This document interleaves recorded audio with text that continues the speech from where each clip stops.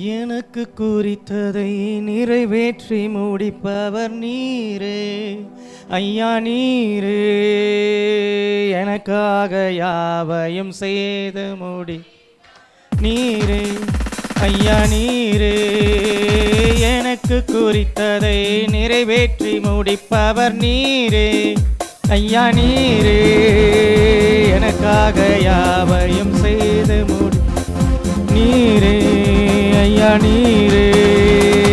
அப்பா உமக்கு ஸ்தோத்திரம், அன்பே உமக்கு ஸ்தோத்திரம், அப்பா உமக்கு ஸ்தோத்திரம், அன்பே உமக்கு ஸ்தோத்திரம். உம்மாலாகாத காரியம் ஒன்றுமில்லை, உம்மாலாகாத காரியம் ஒன்றுமில்லை, உம்மாலாகாத காரியம் ஒன்றுமில்லை, எல்லாமே உம்மாலாகும். அல்லேலூயா, எல்லாமே உம்மாலாகும். ஆகும், எல்லாம் ஆகும், உம்மாலேதான் எல்லாம் ஆகும். ஆகும், எல்லாம் ஆகும், உம்மாலேதான் எல்லாம் ஆகும். எவர் முன்கருவோம். கர்த்தர் நல்லவர். இந்த உபவாச நாளிலே 13வது நாளிலே நாம் கர்த்தருடைய சமூகத்தில் கூடி வந்திருக்கிறோம். இன்றைக்கும் ஒரு முக்கியமான காரியத்தை குறித்து நாம் தியானிக்க இருக்கிறோம். இந்த ஆவி வேதத்தை அறிந்தவர்களுக்குள்ளிருந்து என்ன செய்யணும் செயல்படும், ஜெபிக்கிறவர்களுக்கு உள்ளிருந்து என்ன செய்யணும் செயல்படும்.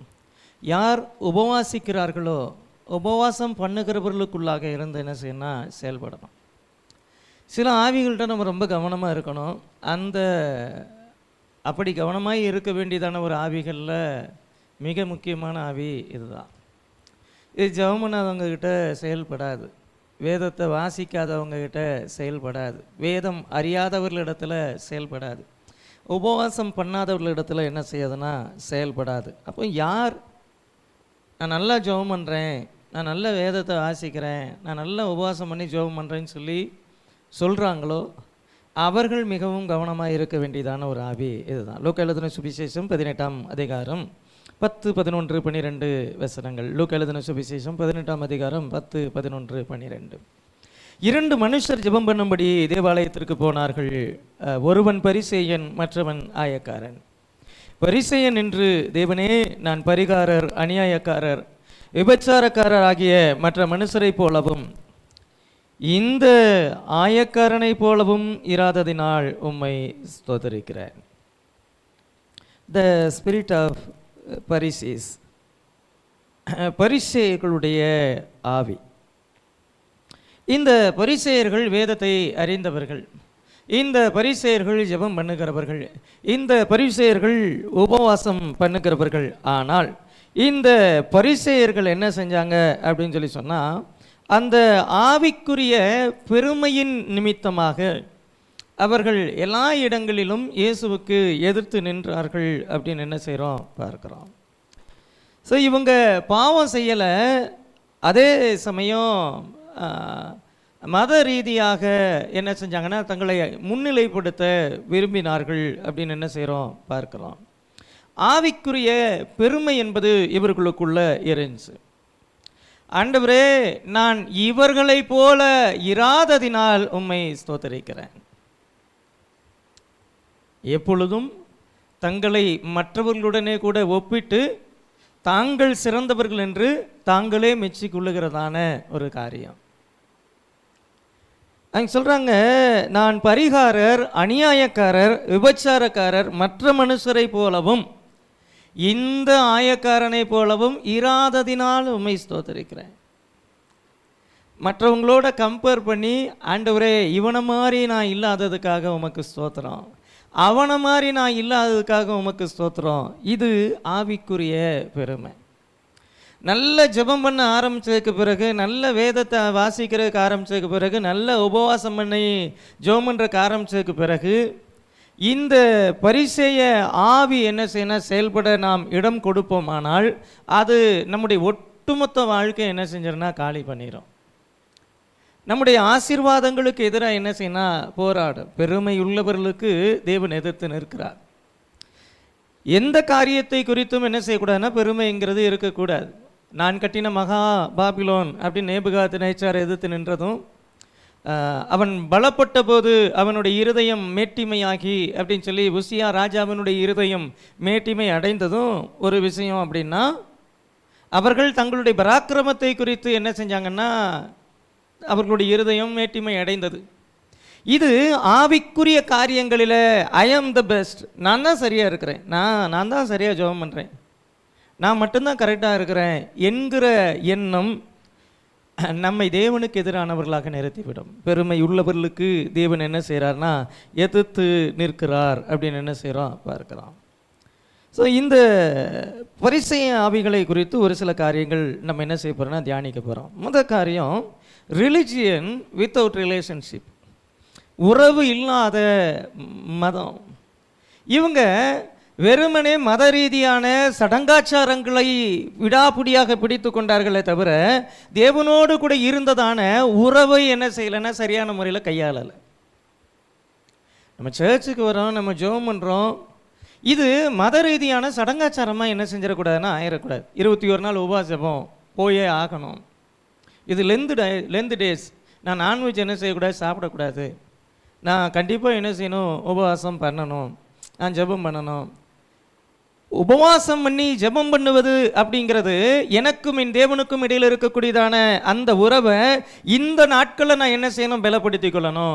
உபவாசம் இருந்து என்னுடைய ஆவிக்குரிய வாழ்க்கையை நான் புதுப்பித்துக் கொள்ளணும். எனக்கும் என் தேவனுக்கும் இருக்கக்கூடியதான இடைவெளியை சரி பண்ணி தேவனோடு கூட தான் ஒரு நெருங்கின உறவை நான் ஏற்படுத்தி கொள்ளணும்னு சொல்லிட்டு உறவின் அடிப்படையில் என்ன செய்யணும்னா ஜெபம் என்பது ஏற்படுத்தப்பட்டதாக இருக்கணுமே தவிர மத ரீதியான சடங்காச்சாரமாக இருந்துடக்கூடாது. அந்த சர்ச்சில் ஃபாஸ்டிங் பிரேயர் வச்சுருக்காங்க, நம்மளும் வைக்கணும் அப்படின்னு வைக்கக்கூடாது. அவங்கெல்லாம் ஜெபம் பண்ணுறாங்க, நானும் ஜெபம் பண்ணுறேன் அப்படிலாம் இல்லை. இது சடங்காச்சாரமான அடையாளமாக மாறிடுச்சு அப்படின்னா நம்ம ஜெபம் பண்ணுறதுல எந்த விதமான அர்த்தமும் இல்லை. நான் தேவனை தேடணும், என் தேவன் எனக்கு முக்கியம், என் தேவனோடு கூட இருக்கக்கூடியதான உறவு முக்கியம், அதிகாலையில் என்னை தேடுகிறவன் கண்டடைவான்னு கர்த்தருடைய வசனம் சொல்லுது.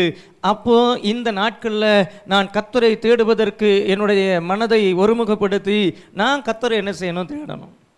எனக்கும் என் ஆண்டவருக்கும் இடையில் இருக்கக்கூடியதான அந்த ரிலேஷன்ஷிப்பை நான் என்ன செய்யணும், பில்டு பண்ணணும். ஒவ்வொரு நாளும் தேவனோடு கூட இருக்கக்கூடியதான உறவுல நான் என்ன செய்யணும், பலப்படணும்.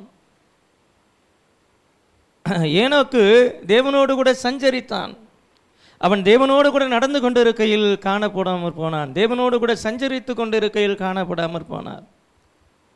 ஏனோக் வாக் வித் காட் அப்படின்னு சொல்லி வசனம் சொல்லுது, அவன் தேவனோடு கூட நடந்தார். அப்போ நம்முடைய ஆவிக்குரிய வாழ்க்கையில் நான் தேவனோடு கூட என்ன செய்யணும், நடக்கணும். நான் தேவனோடு கூட என்ன செய்யணும், பேசணும். நான் தேவனோடு கூட என்ன செய்யணும், உறவாடணும். அந்த ரிலேஷன்ஷிப்பை நான் வளர்த்தணும் அப்படிங்கிறதுக்காக இருக்கணுமே தவிர ஆண்டவரே நான் அவனை போல இராததற்காக உம்மை ஸ்தோத்திரிக்கிறேன்னு சொல்லிட்டு அதுக்காக என்னுடைய ஆவிக்குரிய அருமை பெருமைகளை காமிக்கிறதுக்காக நான் ஜெபத்தை ஏற்படுத்துவேன். ஆனால் தேவன் எனக்கு எதிர்த்து நிற்பார். என்னுடைய ஜெபம் என்ன செய்யாது, அங்கீகரிக்கப்படாது. பரிசேய ஆவி, பரிசேயன் ஜெபம் பண்ணிட்டு போகிறான். ஆண்டவர் சொல்கிறாரு, அவன் அல்ல இவனே நீதிமான் ஆக்கப்பட்டான். யாரை சொல்கிறாரு, ஆயக்காரன். ஏன்னா ஆயக்காரனை பொறுத்த வரைக்கும் மார்பிள் அடிச்சுட்டு என்ன செய்கிறான், அழுகிறான். ஆண்டவரே பாவியாகிய என்மேல் கிருபையாக இரும் அப்படின்னு சொல்லி சொல்கிறார். அப்படின்னா என்ன அர்த்தம், ஆயக்காரன் ஆண்டவரே உம்முடைய சமூகத்தில் இன்னமும் கிட்டி சேருவதற்கு எவ்விதமான தகுதி என்கிட்ட இல்லை, என் மேலே கிருபையாக இருங்க, என் மேலே இரக்கமாக இருங்க, ஆனால் நான் உம்மோடு கூட உறவாட விரும்புகிறேன், உம்மை நெருங்கி ஜீவிக்க விரும்புகிறேன், உம்மண்டை கிட்டி சேர விரும்புகிறேன் அப்படின்னு சொல்லிட்டு என்ன செய்கிறாருன்னா தன்னை தாழ்த்தி தேவ சமூகத்தில் என்ன செய்கிறாரு, ஜெபம் பண்ணுறார். இந்த பரிசேய ஆவி அப்படிங்கிறது ஏன் நம்ம அது ரிலேஷன்ஷிப்பை தேடலை அப்படின்னு சொல்லி சொல்கிறோம் அப்படின்னா, அது வெளிப்பிரகாரமாக பார்க்குறப்போ அது நல்ல ஆவிக்குரிய அடையாளங்களை என்ன செய்யணும், காமிக்கும். உள்ளுக்குள்ளே ஒன்றுமே என்ன செய்யாதுன்னா இருக்காது. ஏன்னா அங்கே என்ன சொல்லுது வசனம், மத்தேயு எழுதின சுவிசேஷம் 15ஆம் அதிகாரம் 7-8 வசனங்களை பாருங்க. மாயக்காரரே, உங்களை குறித்து இந்த ஜனங்கள் தங்கள் வாயினால் என்னிடத்தில் சேர்ந்து தங்கள் உதடுகளினால் என்னை கனம் பண்ணுகிறார்கள், அவர்கள் இருதயமோ எனக்கு தூரமாக விலகி இருக்கிறது. மனுஷருடைய கற்பனைகளை உபதேசங்களை போதித்து வீணா எனக்கு ஆராதனை செய்கிறார்கள் என்று ஏசாயா தீர்க்கதரிசி நன்றாய் சொல்லியிருக்கிறான் என்றார். பரிசேயர்களை பார்த்து ஆண்டவர் சொல்றார், இந்த ஜனங்கள் தங்கள் வாயினால் என்னிடத்தில் சேர்ந்து தங்கள் உதடுகளினால் என்னை கனம் பண்ணுகிறார்கள். பரிசேயனுடைய ஜெபம் எப்படிப்பட்டதா இருந்துச்சுன்னு ஆண்டவர் சொல்றாருன்னா, வாயினால் என்னிடத்தில் சேர்ந்து, அவன் வாய் நிறைய பேசுது, வள வள வள வளன்னு என்ன செய்து பேசுது. இந்த பரிகாரர், அநியாயக்காரர், ஆண்டவரே இந்த விபச்சாரக்காரர், இதா நிற்கிறான் பாருங்க, இவனை மாதிரிலாம் இல்லாதனால உம்மை ஸ்தோத்தரிக்கிறேன். கூட இருக்கக்கூடிய பக்கத்தில் இருக்கக்கூடிய சக மனுஷனை அவமானப்படுத்துகிறப்போ, அற்பமாக பேசுகிறப்போ ஆட்டோமேட்டிக்காக தேவனை விட்டு தூர போயிடும். வாயினால் என்னிடத்தில் சேர்ந்து தங்கள் உதடுகளினால் என்னை கனம் பண்ணுகிறார்கள். வாயிலிருந்து ஸ்தோத்திரம் வருது, அல்லேலூயா வருது, ஆண்டவரே ஆண்டவரே ஆண்டவரேன்னு சொல்லிட்டு வருது, எல்லா நாமங்களை சொல்லி துதிக்கிறோம். ஆனால் வசனம் சொல்லுது, வாயினால் என்னிடத்தில் சேர்ந்து உதடுகளினால் என்னை என்ன செய்கிறாங்க, கனம் பண்ணுறாங்க. கனம் அப்படிங்கிறது உதடுகளில் இருக்குது, ஆனால் இருதயமோ என்னை விட்டு என்ன செய்து தூரமாக இருக்கிறது. மத ரீதியாக சடங்காச்சாரமாக ஜெபங்கள் மாறும் பொழுது உதடுகள் கத்தரை துதிக்கும், உதடுகள் கத்தரை கனம் பண்ணும், வாய் கத்தரை அறிக்கையிடும், இருதயம் அங்கே இருக்காது. நீங்கள் கட்டாயத்தினுடைய அடிப்படையில் இங்கே உட்காந்துருந்தா எப்போ முடிப்பார், என்னென்னு பேசிகிட்டு இருக்கிறாரு, ஆசீர்வாதத்துக்குன்னு சொல்லிட்டு என்னென்னமோ இவர் பேசிகிட்டு இருக்காரு, எப்போ முடிப்பார். சடங்காச்சாரமாக என்ன செஞ்சிடும் இருந்துச்சுன்னா வசனம் ஒட்டாது, வசனம் உள்ளே போகாது. ஆனால் சொல்ல இருதயத்திலோ என்னை விட்டு என்ன செய்கிறாங்க, தூரமாக இருக்கிறாங்க. அப்படின்னா என்ன அர்த்தம்? வாய் உதடெல்லாம் ஆண்டவரை ஆராய்ச்சிட்டு இருக்கிறப்ப இருதயம் வேற எங்கேயோ திங்க் பண்ணிட்டு இருக்குது, வேற ஏதோ. ஏன்னா அவங்க என்ன செய்யல, அங்கே உறவாட வரல, தேவனோடு கூட இருக்கக்கூடியதான அந்த உறவை பில்ட் பண்ண என்ன செய்யல, வரல. போகலைன்னா என்ன நினைப்பார் என்னை பற்றி, நான் எப்பேற்பட்ட ஆவிக்குரிய ஆள், என்னை என்ன நினைப்பார். ஜெபத்துக்கு போகலைன்னா என்னுடைய இமேஜ் என்ன ஆகும். அதுக்காகலாம் வந்து உட்கார்ந்துட்டு இருந்தோம்னா என்ன செய்யாது. இந்த பரிசேயர்கள் அப்படிப்பட்டவர்கள்னு வசனம் சொல்லுது. அவன் ஒவ்வொரு இடத்துலையும் தன்னுடைய இமேஜுக்காக காரியங்களை செய்தானே தவிர தேவனோடு கூட இருக்கக்கூடிய உறவின் அடிப்படையில் செய்யலை. எப்போ நமக்கு ஆசீர்வாதம் வரும் அப்படின்னா, நம்ம ஒவ்வொரு காரியத்தையும் உறவின் அடிப்படையில் செய்யும் பொழுது, தேவனோடு கூட இருக்கக்கூடியதான உறவை பில்டு பண்ணுறதுக்காக, தேவனோடு கூட உறவாடும்படியாக, இன்றைக்கி நான் சீக்கிரமாக ஆலயத்துக்கு போகணும், இன்றைக்கி நான் ப்ரேயர் ஆரம்பிக்கிறதுக்கு முன்னாடி, ஆராதனை ஆரம்பிக்கிறதுக்கு முன்னாடி ஆண்டவரை கொஞ்ச நேரமாக ப்ரைஸ் பண்ணணும், ஆண்டவரை கொஞ்ச நேரமாக துதிக்கணும், இன்றைக்கி ஆராதனை நான் விடுதலையாக கத்தரை ஆராதிக்கணும், இன்றைக்கி கத்தர் எனக்கு வைத்திருக்கக்கூடியதான வார்த்தையை நான் என்ன செய்யணும், கேட்கணும், என்ன நான் இன்னும் சரி பண்ணிக்கணும். இப்படிப்பட்டதான எப்படியாகிலும் தேவனை நெருங்கி சேர நான் என்னெல்லாம் பண்ணணும்னு சொல்லிட்டு அந்த ஆவிக்குரிய வாஞ்சையோடு தாகத்தோடு என்ன செய்யணும், நிற்கணும். அதுதான் நமக்கு ஆசீர்வாதம். இந்த பரிசேயர்கள் அடையாளத்திற்காக என்ன செஞ்சாங்கன்னா நின்றார்கள். ஒரு தேவனுடைய ஊழியக்காரர் சொல்லும் பொழுது சொல்கிறார், God is not looking for religion, he is looking for relationship. தேவன் நம்முடைய மத ரீதியாக நாம் எப்படிப்பட்டதான அடையாளங்களை உடையவர்களாக இருக்கிறோம், என்னென்ன காரியங்களை செய்கிறவர்களாக இருக்கிறோம், இதெல்லாம் பார்க்க மாட்டார். ஒவ்வொரு காரியத்திலையும் நமக்கும் தேவனுக்கும் இடையில் இருக்கக்கூடியதான அந்த உறவை நம்ம எவ்வளோ பில்டு பண்ணுறோங்கிறத கத்தர் பார்ப்பார். இந்த பரிசேய ஆவி வெறுமனே அடையாளத்தை மாத்திரம் காமிச்சு உறவை என்ன செய்யணும், கட் பண்ணணும்.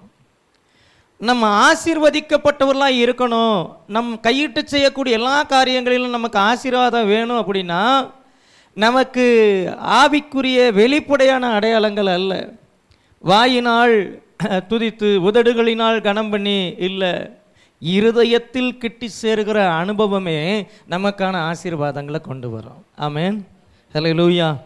ரெண்டாவது காரியம், அவர்களுடைய இந்த பரிசேய ஆவி என்ன செய்யணும், ஆவிக்குரிய காரியங்களில் பெருமைகளை கொண்டு வரும். ப்ரைட் இன் ஸ்பிரிச்சுவல் ஆக்டிவிட்டீஸ். ஸோ இதை தான் பார்க்குறோம். பரிசேயன் நின்று, ஆண்டவரே, நான் பரிகாரர், அநியாயக்காரர், விபச்சாரக்காரர் ஆகிய மற்ற மனுஷரை போலவும் இந்த ஆயக்காரனை போலவும் இராததினால் உம்மை ஸ்தோத்திரிக்கிறேன். நான் மற்றவர்களை போல இல்லை, அதனால உம்மை ஸ்தோத்திரிக்கிற ஆண்டவரே. ஆவிக்குரிய பெருமை. சொல்றாரு, நான் வாரத்தில் 2 தரம் உபவாசிக்கிறேன், என் சம்பாத்தியத்தில் எல்லாம் தசமபாகம் செலுத்துகிறேன் என்று தனக்குள்ளே ஜெபம் பண்ணேன். நான் பாருங்க, இவன் சத்தம் போட்டு ஜெபம் பண்ணான்னு சொல்லலை. இவன் வாயின் வார்த்தைகளினால ஆயக்காரனுடைய மனசை காயப்படுத்தினான்னு ஆண்டவர் சொல்லலை. ஆனால் இவன் தனக்குள்ளே ஜெபம் பண்ணுறான், தன்னுடைய இருதயத்துக்குள்ளே ஜெபம் பண்ணுறான். அவன் இருதயத்துக்குள் பண்ணுகிறதான ஜெபம் அவனை தேவனை விட்டு தூரப்படுத்தினது. இருதயத்துக்குள்ளே ஜெபம் பண்ணுற இவனை பார்த்து தான் கர்த்தர் சொல்றாரு, தங்கள் இருதயத்தினாலே என்னை விட்டு தூர போகிறார்கள். அப்படின்னா என்ன அர்த்தம்? நம்முடைய இருதயத்தில் எப்படிப்பட்டதான எண்ணம் கொண்டு இருக்கிறோமோ அந்த எண்ணங்களே தேவனண்டை நம்ம என்ன செய்யணும், கிட்டி சேர்க்கவும் செய்யும், தேவனை விட்டு தூர போகவும் என்ன செய்யும். இவன் தனக்குள்ளே ஜெபம் பண்ணி கொண்டான். ஆனால் இவன் தனக்குள்ளே பண்ணின ஜெபம் இவனை தேவனை விட்டு தூரப்படுத்தினது.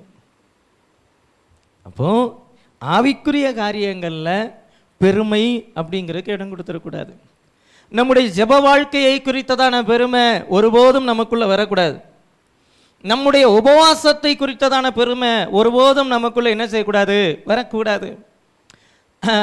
நான் கர்த்தருக்கு என்ன செய்கிறேன், கொடுக்குறேன் அப்படிங்கிற ஒரு பெருமை. கர்த்தருக்கு நம்ம கொடுக்குறோமா, இல்லை அவர் நமக்கு கொடுக்குறாரா? அவர் நமக்கு கொடுக்கறதுல ஏதோ தாவீது தான் சபதரித்த எல்லாவற்றையும் கொடுத்துட்டு அவர் என்ன செய்யலைன்னா எந்த பெருமையும் பாராட்டலை. அவர் என்ன செய்யலை. ஆனால் இன்னைக்கு ஏதோ ஒரு காரியத்தை கொடுத்துட்டு நான் கர்த்தருக்கு நான் நிறைய கொடுத்துட்டேன்னு சொல்லி சொன்னோம்னா கர்த்தர் நமக்கு என்ன செய்கிறாருன்னா கொடுத்ததில் ஒரு பங்கை என்ன செய்கிறோம், கொடுத்துருக்குறோம். அதுலேயும் முழுமையாக கொடுத்தோமாங்கிறது கர்த்தர் ஒருவரே அறிவார். அப்போ பெருமை என்பது எவ்விதத்திலும் என்ன செய்யக்கூடாது, வரக்கூடாது. ஆண்டவர் சொல்லும் பொழுது சொல்கிறாரு, நீயோ உபவாசிக்கும் பொழுது உன் அறை வீட்டுக்குள்ளே பிரவேசித்து என்ன செய்யணும், ஜெபம் பண்ணு, உன் தலைக்கு என்ன செய், எண்ணெய் வை, உன் முகத்துக்கு என்ன செய், எண்ணெய் பூசு, நீ முக வாடலாக இருக்க வேண்டாம். ஏன் அப்படின்னா இந்த பரிசேயன் என்ன செய்வான்னா உபவாசம் பண்ணுறப்பெல்லாம் இவன் மூஞ்சி என்ன செய்யணும், வாடி போய் இருக்கும். சோகமாக ஏன் ஒரு மாதிரி இருக்கீங்க? ஒன்றும் இல்லைங்க, ஃபாஸ்டிங். இவர் ஃபாஸ்டிங் இருக்கிறது என்ன செய்யணும், எல்லாருக்கும் தெரியணும். அதுக்காகவே இவர் என்ன செய்வார்னா மூஞ்சி சோகமாகவே வச்சுருப்பார். மூஞ்சி சோகமாக வச்சுட்டு வரவங்க போவங்கள்ட்டெல்லாம் வந்து ஃபாஸ்டிங்க, நேற்றும் ஃபாஸ்டிங்கு, இன்றைக்கும் ஃபாஸ்டிங்க. மனுஷன் பயங்கரமான ஆளாக இருக்கிறாரு, பார்த்துங்க, உடம்புக்கு எடுத்துக்காதீங்க, கொஞ்சம் பாருங்க. இல்லைங்க, உபவாசம் போட்டு ஜெபம் பண்ணால் தான் ஜெபம் பண்ண மாதிரி இருக்குது. ஜெபத்தை கர்த்தர் கேட்கவே மாட்டார். அவர்கள் தங்கள் பலனை அடைந்து தீர்ந்தாயிற்று அப்படின்னு வசனம் சொல்லுது. அதனால தான் சொல்கிறேன், உபவாசம் போடுறியா, நல்ல தலைக்கு நல்லா போய் குளிச்சுட்டு எண்ணெய் போட்டு நல்ல ஒயிட் ட்ரெஸ் போடு. உன்னை பார்க்குறவனுக்கு என்ன செய்யக்கூடாது, நீ ஃபாஸ்டிங் இருக்கிறனே தெரியக்கூடாது. நீ ஃபாஸ்டிங் என்ன செய்யக்கூடாது, தெரியக்கூடாது. உன் முகம் என்ன செய்யணும், மலர்ச்சியாக இருக்கணும். அறை வீட்டுக்குள்ளே போய் பிரவேசித்து உன் கதவை தாழ் போட்டுட்டு உன் அந்தரங்கத்தை பார்க்கிற உன் பிதாவை நோக்கி ஜெபம் பண்ணு. அப்பொழுது கர்த்தர் உனக்கு வெளியரங்கமான பதில் என்ன செய்வார், கொடுப்பார்.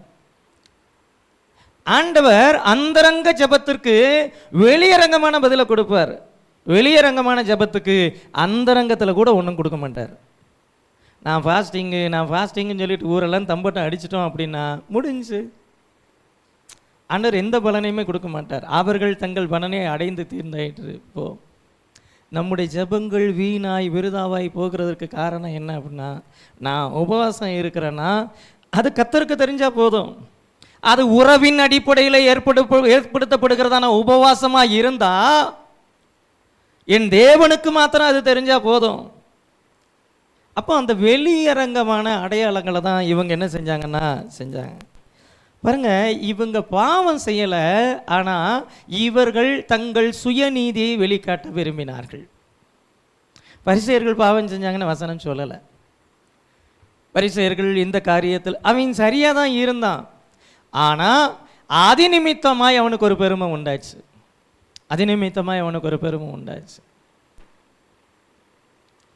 அப்போ அந்த காரியத்தில் என்ன செய்யணும், நம்ம ரொம்ப ரொம்ப ரொம்ப என்ன செய்யணும், கவனமாக இருக்கணும்.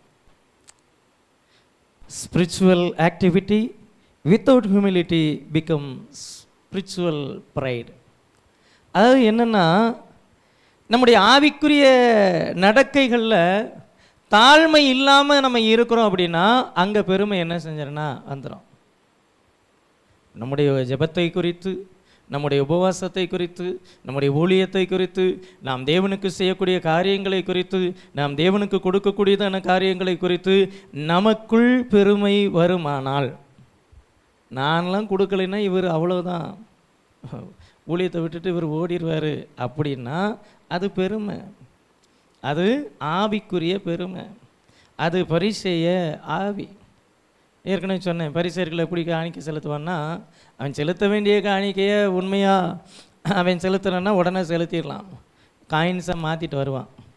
நீங்களே ஒரு ஆண்டவருக்கு ஒரு 5000 ரூபா ஆஃபரிங் கொடுக்கணுன்றீங்க, போய் 5000 ரூபாயை ஒவ்வொரு ரூபா காசாக வாங்கிட்டு வரீங்கன்னு வைங்களேன், காணிக்கை யாரும் போட முடியாது, 3 பாட்டு பாடுற வரைக்கும் நீங்களே போட்டுக்கிட்டு இருப்பீங்க. ஏங்க அப்படி தான் பண்ணுவான். பையில் என்ன செய்ய, இவன் கொண்டு வரவும் மாட்டான், காணிக்கையை நம்ம ஆட்கள் கொண்டு வந்துட்டுருக்குறாங்க அப்படின்னா அப்படியே என்ன செய்வான்னா மூட்டை மூட்டையாக கட்டி கொண்டு வருவான். ஏன்னா அன்றைக்கி நாணயங்கள் தான் இருந்துச்சு, ரூபா நோட்டு இன்றைக்கி இருக்க மாதிரி இல்லை. அவன் கொண்டு வந்து என்ன செய்வான், போடுவான். அது அந்த காணிக்கை பெட்டியில் கீழே விழுகிறப்போ சத்தம் கேட்டுக்கிட்டே இருக்கும். டைமை பார்த்துட்டே இருப்பான், எவ்வளோ நேரம், நான் இன்றைக்கி போட்ட காணிக்கை 1/2 மணி நேரம் காணிக்கை போட்டோம்ப்பா அப்படின்னு சொல்லி சொல்லுவான். பெருமை. யாருக்கு கொடுக்குற, கத்தருக்கு கொடுக்குற, கொடுத்துட்டு போ. கத்தருக்குன்னு கொடுக்குறியா, கத்தர்கிட்ட என்ன செய்யணும், எனக்கு கேள், ஆண்டவரே நான் இந்த காரியத்திலெல்லாம் கொடுத்துருக்குறேன், எனக்கு என்ன செய்யுங்க. ஆனால் இவன் என்ன செய்வான்னா, சுற்றி இருக்கக்கூடியவங்க என்ன செய்யணும் பார்க்கணும். இன்றைக்கி அவர் போட்டார் பாருங்க காணிக்க, ஆண்டவர் சொல்கிறாரு 2 காசு, அதை போட்டவுடனே டங்குன்னு போய் நின்று சத்தம் ஸ்டாப் ஆயிடுச்சு. ஆண்டவர் சொல்கிறார், இவள் எல்லாரை பார்க்கலும் அதிகமாகி போட்டாள். ஆண்டவருக்கு தெரியுங்க யாரை அங்கீகரிக்கணுன்ட்டு. நம்முடைய காணிக்கைகள் சக மனுஷர்களால் அங்கீகரிக்கப்படக்கூடாது, கத்தரால் அங்கீகரிக்கப்படும். காயினையும் அவன் காணிக்கையும் கத்தர் என்ன செய்யல, அங்கீகரிக்கலை. ஆபேலையும் அவன் காணிக்கையும் கத்தர் அங்கீகரித்தார். எப்போ நம்ம காணிக்க அங்கீகரிக்கப்படுதோ அப்போ கத்தர் நம்மளை அங்கீகரிப்பார். அப்போ அந்த பெருமை அப்படிங்கிறது என்ன செஞ்சிடக்கூடாதுன்னா உள்ளே வந்துடக்கூடாது. 3வது காரியம், opposing true move of God, தேவனுடைய செயல்களை எதிர்க்கக்கூடியதான மனம்.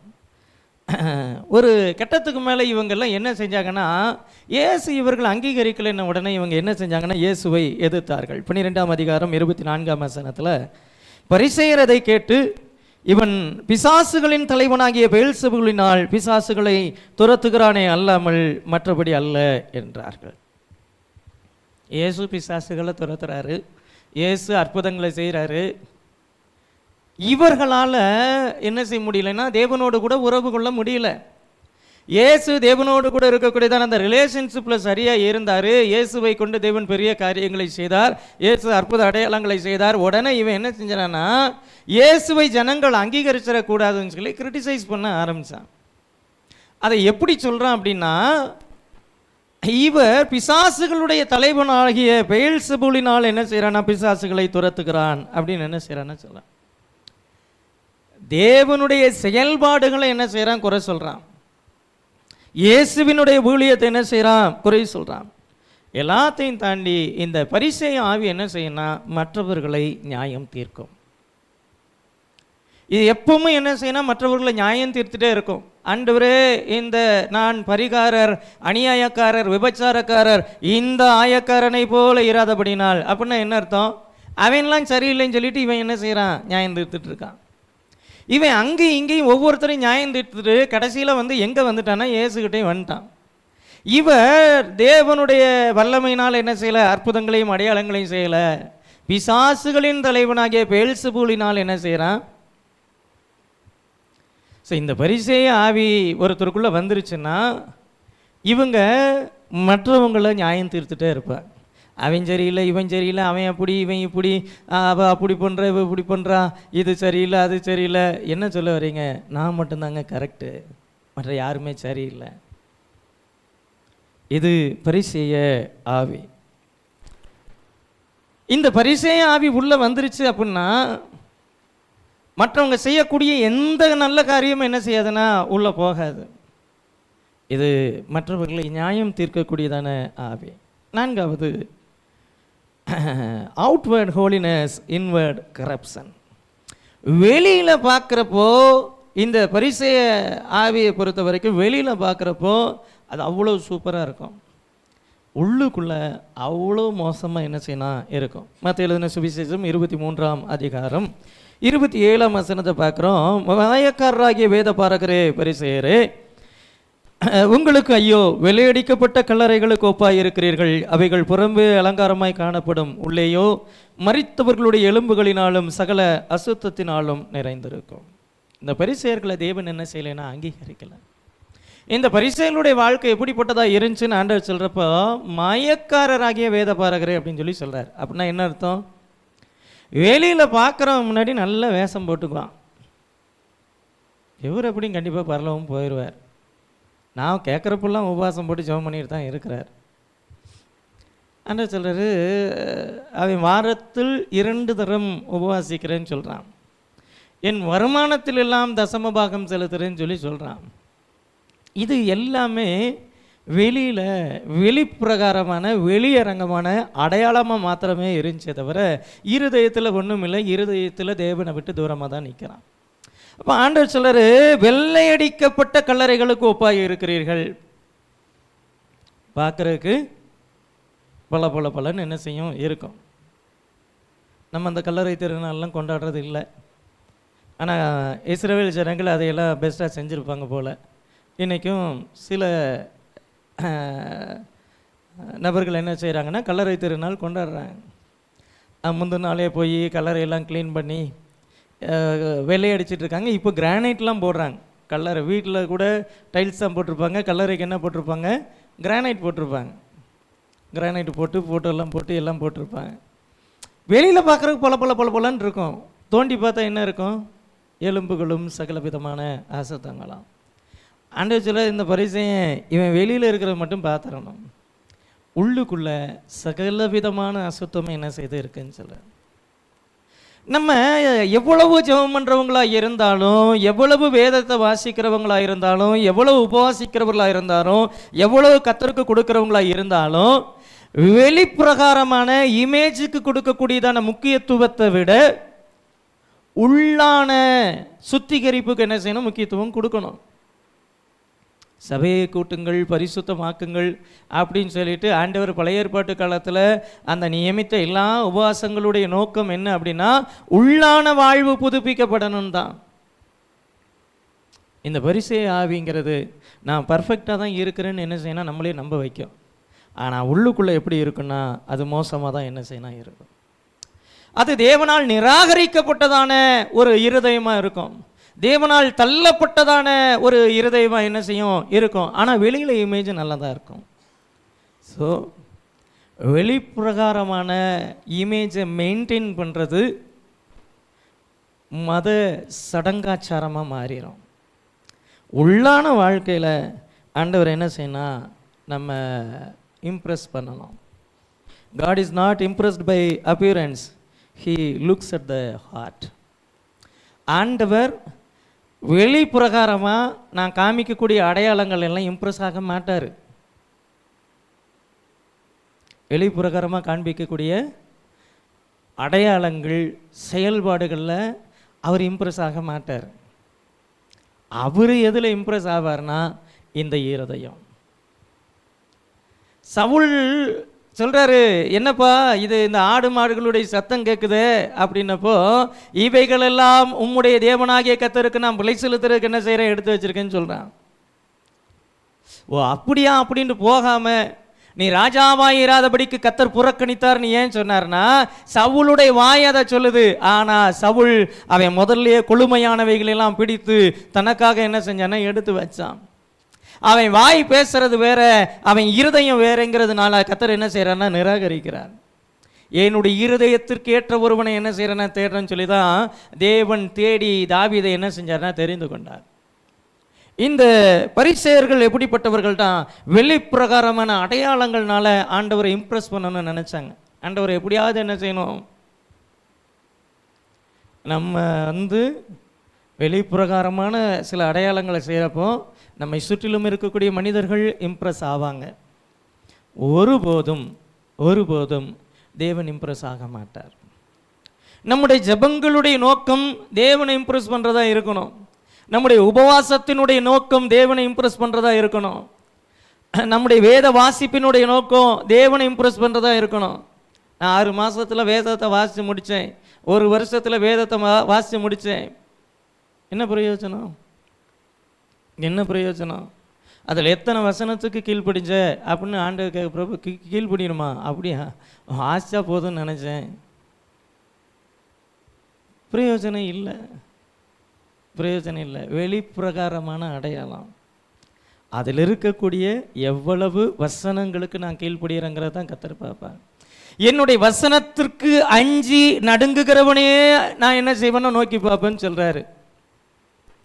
வசனத்தை வாசிக்கிறப்ப நமக்குள்ள பயம் வரணும், வசனத்தை வாசிக்கிறப்ப நமக்குள்ள நடுக்கம் வரணும், வசனத்தை வாசிக்கிறப்ப நம்ம இது அவனுக்கு தான் சொல்லியிருக்கு, இது இவனுக்கு தான் சொல்லியிருக்கு இப்படிங்கிற ஒன்றுமே எனக்கு சொல்லலையே ஆண்டவரே, நீ ஆசீர்வாதமாக இருப்பாய், இதுதான் எனக்கு அப்படின்னு போகிற வரைக்கும் நம்ம வாழ்க்கை என்ன செய்யாது? ஆசீர்வதிக்கப்படாது. இந்த பரிசேயர்களை கடைசி ஆண்டவர் சொல்கிறப்ப என்ன சொல்கிறாருன்னா, மத்தேயு 23:23 மாயக்காரராகிய வேத பார்க்கிற பரிசேயரே உங்களுக்கு ஐயோ, மனுஷர் பிரவேசியாதபடி பரலோக ராஜ்யத்தை பூட்டி போடுகிறீர்கள், நீங்கள் அதில் பிரவேசிக்கிறதும் இல்லை, பிரவேசிக்க போகிறவர்களை பிரவேசிக்க விடுகிறதும் இல்லை. இவங்களை பார்த்து ஆண்டவர் சொல்கிறாரு, நீ பரலோக ராஜ்யத்துக்குள்ள பிரவேசிக்க போகிறது இல்லைன்னு சொல்கிறார். வாரத்தில் 2 தரம் உபவாசிக்கிறேன், என் வருமானங்களிலெல்லாம் தசம பாகம் செலுத்துகிறேன், நான் இந்த ஆயக்காரனை போல, இந்த அநியாயக்காரரை போல, விபச்சாரக்காரரை போல, பரிகாரனா திருடன், கொள்ளக்காரன், அப்படியெல்லாம் இராததினால் ஸ்தோத்திரிக்கிறேன். உண்மையிலேயும் அப்படிப்பட்டவன் கிடையாது.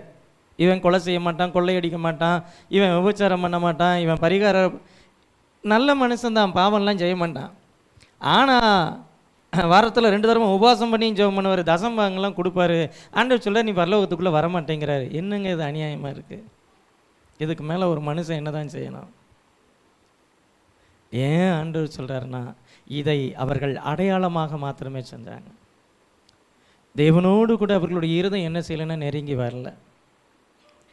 அடையாளங்கள் அல்ல, சடங்காச்சாரங்கள் அல்ல, தேவனோடு கூட என்ன செய்யணும்? நம்முடைய இருதயம் என்ன செய்யணும்? நெருங்கி போகணும். இவங்களை பார்த்து ஆண்டவர் சொல்கிறாரு, நீங்கள் அதில் பிரவேசிக்கிறது இல்லைன்னு சொல்லிட்டு மற்றவங்களுக்கு சொல்லும்போது சொல்கிறாரு, பரிசேயர்கள் சதுசேயர்கள் என்பவருடைய நீதியிலும் அதிக நீதி உங்களிடத்தில் இராவிட்டால் நீங்கள் தேவனுடைய ராஜ்யத்திற்குள் பிரவேசிப்பதில்லை. நமக்கு சொல்கிறப்ப ஆண்டவர் சொல்கிறாரு, இவன் என்னெல்லாம் நீதின்னு சொல்கிறானோ இதுக்கும் மேலே நீ என்ன செய்யணும். அவன் 2 நாள் உபவாசம் பண்ணுறானா, நீ 3 நாள் உபவாசம் பண்ணு. ஆனால் அவன் வெளிப்பிரகாரமான அடையாளத்திற்காக உபவாசம் பண்ணுறான், நீ அப்படி உபவாசம் பண்ணாத. தேவனோடு கூட இருதயம் ஒப்புரமாகும்படி என்ன செய்ய உபவாசம் பண்ணு. நீ அறை வீட்டுக்குள்ளே பிரவேசி, உன் கதவை தாழ் போடு, உன் அந்தரங்கத்தை பார்க்கிற பிதாவை நோக்கி என்ன செய்? ஜெபம் பண்ணு. பர்சனல் ப்ரேயருங்கிறது பர்சனல் ப்ரேயராக இருக்கணும். அந்தரங்க ஜெபங்கிறது அந்தரங்க ஜெபமாக இருக்கணும். நான் ஜெபம் பண்ணுறேன், நான் ஃபாஸ்டிங் இருக்கிறேன், நான் கர்த்தருக்கு கொடுக்குறேன் அப்படிங்கிற காரியம் எனக்கும் கர்த்தருக்கு இருந்தால் போதும். ஆண்டவர் என்ன செய்யட்டும் பார்க்கட்டும், என் அந்தரங்க ஜெபத்தை கர்த்தர் பார்க்கட்டும். வெளியரங்கமான பதில் என்ன செய்யும்? வரும். பாருங்க, பப்ளிக் வர்ஷிப் அப்படிங்கிற பொறுத்த வரைக்கும் சபையாக கூடி ஜெபம் பண்ணுறது உபவாச நாட்கள். நம்ம எல்லோரும் உபவாச ஜெபம், காலையில் இத்தனை பேர் என்ன செய்கிறோம்? உட்காடுறோம். இதில் நம்ம சில காரியங்களை சொல்கிறோம், ஜெபம் பண்ணுறோம். இதை தாண்டி இதில் நம்ம என்ன ஜெபம் பண்ணோமோ இந்த ஜெபத்தை வீட்டுக்குள்ளே போய் உட்காந்து என்ன செய்யணும்? ஜெபம் பண்ணணும். இந்த உபவாச நாட்களில் ஒரு 1/2 மணி நேரமோ 1 மணி நேரமோ எடுத்து என் அந்தரங்கத்தை பார்க்கிற பிதாவை நோக்கி, ஆண்டவரே இந்த காரியங்களை என்ன மாற்றுங்க, ஆண்டவரே இந்த காரியங்களை என்ன மன்னிங்க, ஆண்டவரே இந்த காரியங்களை என்ன சரி பண்ணுங்க, ஆண்டவரே இந்த காரியங்களை என்ன ஆசீர்வதிங்கன்னு சொல்லி நாம் தேவனை நோக்கி ஜெபம் பண்ணும் பொழுது என் அந்தரங்கத்தை பார்க்கிற பிதா எனக்கு வெளியரங்கமான பதில் அளிப்பார். பரிசேயர்கள்ட்ட வெளியரங்கமான ஜெபம் இருந்துச்சே தவிர அந்தரங்க ஜெபம்ங்கிறது என்ன செய்யாது? இருக்காது. அவங்க முச்சந்திகள் நாச்சந்திகளில் நின்று என்ன செய்வாங்களாம்? ஜெபம் பண்ணுவாங்களாம். திடீர்னு ஜனங்கள்லாம் ஒரு இடத்துல ஒரு சந்தை திடீர்னு கூடி நிற்கிறாங்க. உடனே இவன் என்ன செய்வான்னா ஆவியில் நிறைஞ்சிருவான். மனுஷன் வீட்லேயும் எந்த நேரமும் ஜெபம் பண்ணிட்டு தான் இருக்கிறாரு, ரோட்லேயும் எந்த நேரமும் ஜெபம் பண்ணிட்டு இருக்கிறாரு. கொஞ்சம் கூட்டம் இருந்துச்சுன்னா இவர் என்ன செய்வார்னா கத்தி கூப்பாடு போட்டு ஜெபம் பண்ண ஆரம்பிச்சிடாரு. ஏன்னா இவர் நல்லா ஜெபம் பண்ணுறாருன்னு ஊரே பேசணும். இந்த பரிசேய ஆவி நான் நல்லா ஜெபம் பண்ணுறேனா இல்லையாங்கிறது கர்த்தர் பார்த்தா போதும். அவர் பார்க்கணும். அப்படிப்பட்டதான ஜெபம். இவங்களை ஆண்டவர் சொல்கிறாரு, நீ பிரவேசிக்கிறது இல்லை, பிரவேசிக்க போகிறவனை விடுறதும் இல்லை. ஏன்? இவனை பார்த்து மற்றவன் என்ன செய்கிறான்னா இவனுடைய நடக்கைகளை ஃபாலோ பண்ணுறான். இவன் முச்சந்திகள்லையும் நாச்சந்திகள்லையும் ஜனங்க கூடி வரக்கூடியதான இடங்கள்லையும் இவன் ஆவியில் நிறைய பார்த்தவொன்னா, ஓ இப்படி தான் ஜெபம் பண்ணும் போல் இருக்குன்னு இன்னொருத்தன் என்ன செய்வான், ஆவியில் நிறைஞ்சிட்ருப்பான். அது உறவு என்ன செய்யாதுன்னா பில்டு பண்ணாது. ரோட்டில் ஒருத்தர் போகிறாரு, என்னங்க நல்லா இருக்கீங்களா, சாப்பிட்டீங்களா, உறவு என்ன செய்யாது, பில்டு ஆகாது. நீங்கள் ஒருத்தர் வீட்டுக்கு போகிறீங்க, உட்காடுறீங்க, பேசுகிறீங்க, விசாரிக்கிறீங்க. ஒருத்தர் உடம்புக்கு சரியில்லை, அவர் வீட்டில் போய் இப்போ என்ன ஏது அப்படி விசாரித்தாதான் அந்த உறவு பில்ட் ஆகும். அவர் என்றைக்காவது ரோட்டில் பார்க்குறப்போ உடம்புக்கு சரியில்லைன்னு கேள்விப்பட்டால் நல்லா இருக்கீங்களா அப்படின்னா உறவெல்லாம் பில்ட் ஆகாது. ஹாஸ்பிட்டலுக்கு வரவும் இல்லை, வீட்டுக்கு வரவும் இல்லை. இவர் என்ன செய்கிறாரு, சும்மா ஏதோ பார்த்துட்டோமேன்னு கேட்குறான், வாயில் என்ன செய்கிறான், பேசுகிறான், இருதயத்தில் என் மேலெல்லாம் ஒரு அக்கறையும் இல்லை. சேம் தான். இப்போ நம்ம எப்படிப்பட்டதான ஒரு உறவை பில்டு பண்ணுறோம் அப்படின்னு என்ன செய்யணும்னா பார்க்கணும். கர்த்தர் இதெல்லாம் என்ன செய்கிறேன்னா பார்க்குறாரு. இந்த பரிசை ஆவியினுடைய வெளிப்படையான அடையாளம், ஆவிக்குரிய பெருமை, மற்றவர்களை நியாயம் தீர்க்கிறதான காரியம், தாழ்மை இல்லாத காரியம், ரிலீஜியஸ் ரொட்டீன் வித்தவுட் லைஃப். அப்படின்னா என்னென்னா, காலையில் எழுந்திரிச்சோன்னா ஜெபம் பண்ணணும்னு சொல்கிறாங்க, ஜெபம் பண்ணுவோம். காலையில் எழுந்திரிச்சோன்னா பைபிளை வாசின்னு சொல்கிறாங்க, சரி எடுத்து என்ன செய்வோம், ஒரு அதிகாரத்தை வாசிடுவோம். அதாவது ரொட்டீனா காலையில் எழுந்திரிச்சோன்னா ப்ரஷ் பண்ணுறோம், குளிக்கிறோம், சாப்பிட்றோம். இது ரொட்டீன் கிடையாது. இது உறவு, தேவனோடு கூட இருக்கக்கூடியதானே உறவு. இதை என்ன செய்யணும்னா ஆர்வத்தோடு என்ன செய்யணும். இது என்ன செய்யணும்னா வாஞ்சியோடு என்ன செய்யணும். இன்றைக்கி ஒரு 10 அதிகாரமாக வாசிக்கணும், இன்றைக்கி எதையாவது கற்றுக்கணும், இன்றைக்கி எதாவது என்ன செய்யணும், ஆண்டவரே எனக்கு கற்றுக் கொடுங்க. பாஸ்டர் சொல்லும் பொழுது சொல்கிறாரு, நான் 25 ஆண்டுகளாக ஊழியத்தில் இருக்கிறேன், ஆனால் இன்னமும் ஒரு முறை கூட வேதத்தை வாசிக்கலை அப்படின்னு சொல்லி சொன்னார். அதை அவர் சொல்லக்கூடியதான காரியம் என்னென்னா, ஏன் வாசிக்கலை அப்படின்னு சொல்லி சொன்னால், நான் ஒரு அதிகாரத்தை எடுத்து வாசிக்கிறேன், ஒரு 3 வசனம் 4 வசனம் வாசிக்கிறேன், 4ஆவது வசனத்தை தாண்டி என்னால் போக முடியல. அதிலிருந்து கர்த்தர் என்கிட்ட பேசுகிறாரு, அதிலேருந்து கர்த்தர் பேசுகிறாரு, நான் உடனே அங்கேருந்து வேறு ஒரு வசனத்துக்கு போகிறேன், அங்கேருந்து கர்த்தர் பேசுகிறாரு, நான் அங்கேருந்து இன்னொரு வசனத்துக்கு போகிறேன். நான் வசனத்தை என்ன செய்கிறேன்னா புரட்டிகிட்டே என்ன செய்கிறேன் இருக்கிறேன். வசனத்தை நான் என்ன செய்கிறேன், ஆராய்ச்சி செஞ்சுட்டே இருக்கிறேன். அந்த வசனம் என்னை என்ன செய்யுது, என்னை நடத்துது. அந்த வசனத்து மூலமாக ஆவியானவர் என்கிட்ட பேசிகிட்டே இருக்கிறார். அந்த வசனத்தில் இருக்கக்கூடிய முழுமையான சத்தியங்களை நான் கற்றுக்கொள்ளாமல் அடுத்த வசனத்துக்கு நான் எப்படி போகிறதுன்றார்.